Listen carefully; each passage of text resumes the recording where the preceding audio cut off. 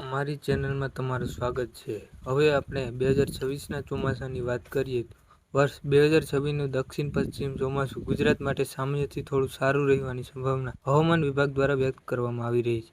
અરબી સમુદ્ર અને બંગાળની ખાડીમાં અનુકૂળ પવન પ્રવાહ તથા તાપમાનની પરિસ્થિતિઓના કારણે ચોમાસું કેરળ કિનારે મેના અંતિમ સપ્તાહથી જૂનના પ્રથમ અઠવાડિયા દરમિયાન પહોંચે તેવી શક્યતા છે. ત્યારબાદ ધીમે ધીમે તે મહારાષ્ટ્ર તરફ આગળ વધીને દક્ષિણ ગુજરાતના અંદાજે 10 થી 15 જૂન દરમિયાન અને મધ્ય ગુજરાત તથા અમદાવાદના વિસ્તારમાં 15 થી 20 જૂન વચ્ચે પ્રવેશી શકે છે.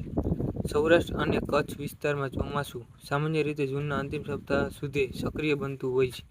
આ વર્ષે પ્રી-મોન્સૂન ગતિવિધિઓ, વાદળછાયા વાતાવરણ અને ભેજના પ્રમાણમાં વધારો જોવા મળી રહ્યો છે હોવાથી શરૂઆતમાં વરસાદની શક્યતાઓ સામાન્ય કરતાં સારી માનવામાં આવી રહી છે. જોકે કેટલાક વિસ્તારોમાં ચોમાસું થોડું અથવા અસમાન પણ રહી શકે છે, કારણ કે વૈશ્વિક હવામાન પરિબળો જેમ કે અલ નીનો અને સમુદ્રના તાપમાનનો અસરકારક પ્રભાવ રહે છે.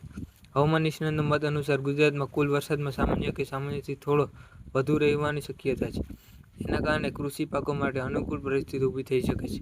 ખેડૂતોને માટે સલાહરૂપ છે કે પ્રથમ સારો અને સતત વરસાદ થયા બાદ જ મુખ્ય વાવણી શરૂ કરવી. શરૂઆતના છૂટાછવાયા વરસાદના આધારે ઉતાવળમાં વાવણી કરવાથી પછી લાંબા સમય વિરામ આવે તો પાકને નુકસાન થઈ શકે છે. ખાસ કરીને કપાસ, મગફળી, મકાઈ અને સોયાબીન જેવા પાક માટે જમીનમાં પૂરતી ભેજ થયા પછી વાવણી વધુ લાભદાયક રહે છે. ચોમાસા દરમિયાન ગાજવીજ સાથે ભારે વરસાદ, પવન અને કેટલીક જગ્યાએ નીચાણવાળા વિસ્તારોમાં પાણી ભરાવાની પરિસ્થિતિ પણ સર્જાઈ શકે છે, તેથી સાવચેતી રાખવી જરૂરી રહે છે.